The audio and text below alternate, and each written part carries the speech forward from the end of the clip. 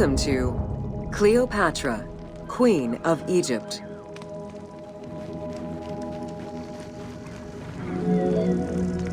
Cleopatra VII Theophilopator ascended the throne in 51 BCE at the age of 18. Though her early attempts to maintain power were often challenged, she eventually prevailed and became the sole ruler of Egypt. According to Plutarch, she was the only Ptolemaic pharaoh to speak the Egyptian language. Her intelligence, coupled with a good education and a great political mind, allowed her to make the alliances necessary to maintain the independence of Egypt while Rome was becoming a Mediterranean empire.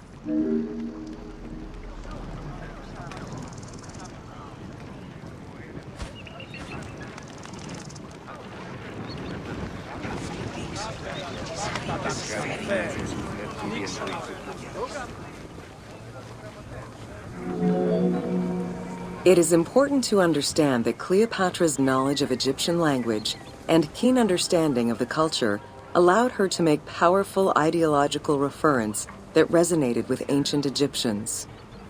By associating herself with the goddess Isis, the divine mother, great of magic, and repository of divine essence, Cleopatra firmly established herself as the protector of the two lands and legitimized her place on the throne.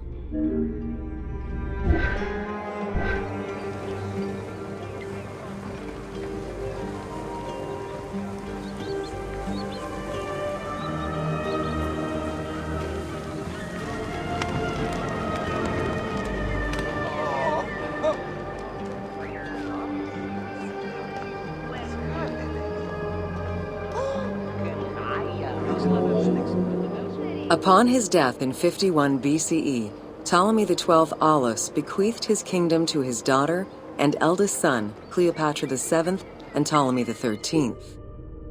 As was custom, the siblings were married. The new pharaoh was 10 years old, his sister wife 17. The early years of their reign were not easy. Between 50 and 48 BCE, droughts and floods aggravated Egypt's problems. General Achillas and the royal advisor Pothinos kept intervening in the young ruler's political decisions and eventually colluded to turn Ptolemy XIII against Cleopatra. By 48 BCE, Cleopatra was in exile.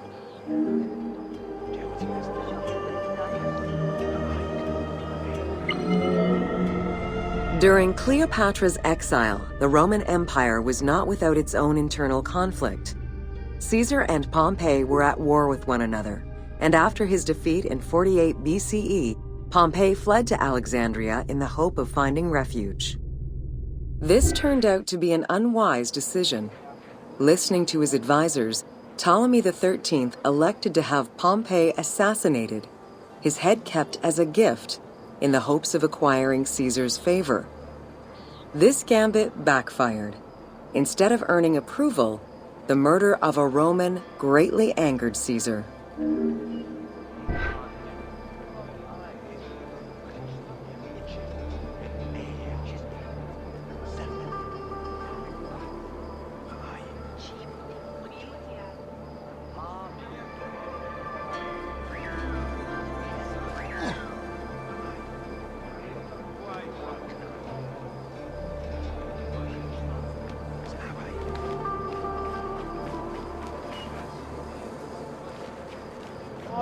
Απολαμβάνεσαι μίζωνα χαιρέστε ευχή.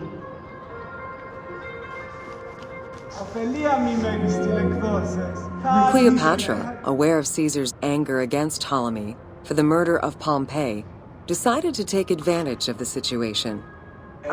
She returned to Egypt in secret, hoping to establish an alliance with one of the most powerful men of the time.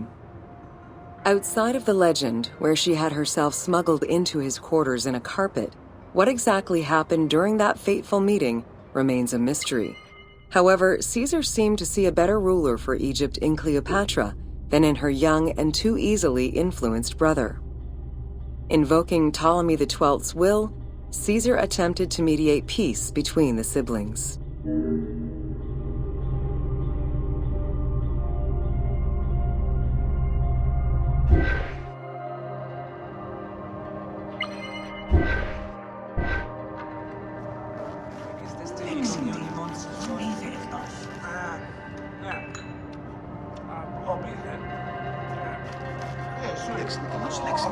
Εντάξει, και αυτό.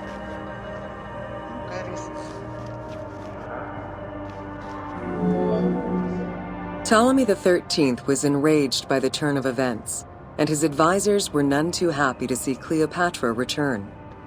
Urged on by General Achillas and Pothinos, the young pharaoh plotted against Caesar and Cleopatra, resulting in the siege of Alexandria in 47 BCE.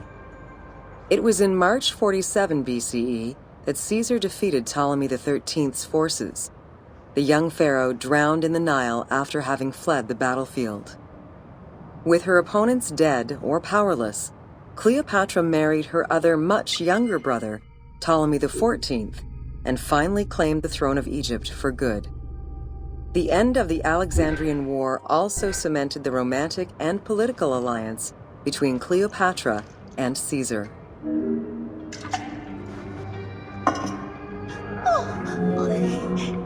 In June of 47 BCE, Cleopatra gave birth to a son, whom she called Caesarion. Caesar did not accept the boy as his heir, choosing instead his nephew Octavian. Nonetheless, on his return to Rome, Caesar invited the queen and her brother husband to stay in the city. Her presence still drew much disapproval from the Senate. Always a strategist, Caesar left 4 legions in Egypt and a man he trusted to direct Egyptian affairs, giving him control of the wheat supplies essential to Rome. Cleopatra and her entourage remained in Rome until March 44 BCE, when Caesar was murdered.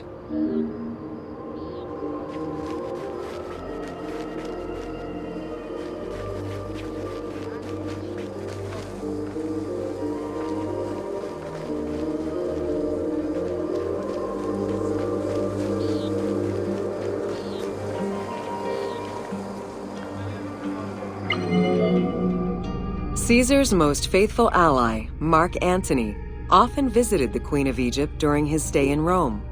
Unlike most, he recognized the legitimacy of Caesarion, the natural son of Caesar. Antony knew he would need the riches of Egypt in order to fight Octavian and claim the Roman Empire. Cleopatra, in return, saw a powerful ally.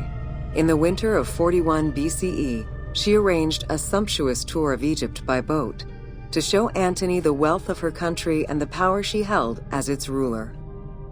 A romantic and political relationship followed. The Roman Senate was once again most displeased. To calm spirits in Rome, Antony married Octavia, sister of Octavian.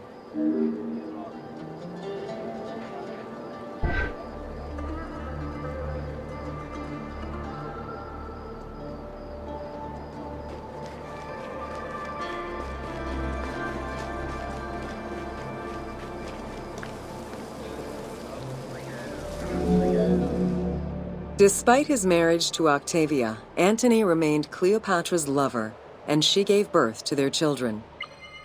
Cleopatra increased her kingdom's territory and started a political propaganda alongside her lover in Egypt and beyond. She hoped to create a Ptolemaic federal empire with Alexandria at its center. Antony eventually repudiated his Roman wife for the Egyptian queen, much to the dismay of the Roman elite. However, while Mark Antony focused on Egypt, Octavian carefully gained military and political ascendancy over him in Rome.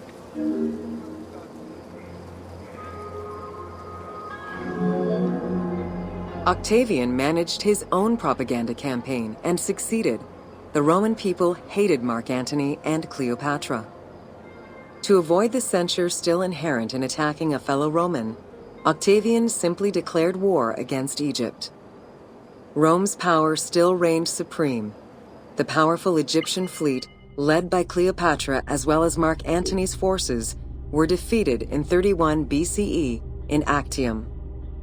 Octavian arrived in Egypt in 30 BCE to formalize his victory.